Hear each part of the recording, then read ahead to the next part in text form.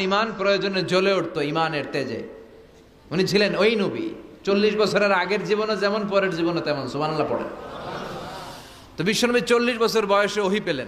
ওনার ওহীর সূচনাটা ছিল আর রুইয়া আস-সালেহা, সত্য স্বপ্ন।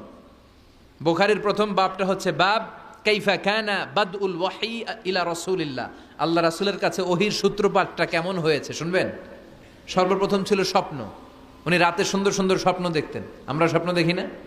কি স্বপ্ন দেখেন?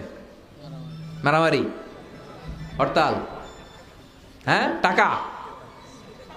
আর কি দেখো তোমরা? জিহাদি।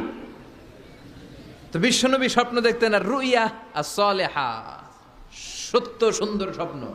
আর রাতের বেলা বিশ্বনবী যাই স্বপ্নে দেখতেন, দিবালোকের আলোর ন্যায় সকালে এটা সুস্পষ্ট হয়ে যেত। চিল্লা এখন সুবহানাল্লাহ। কারণ নবীদের স্বপ্নটা ওহী। নবীদের স্বপ্নটা কি?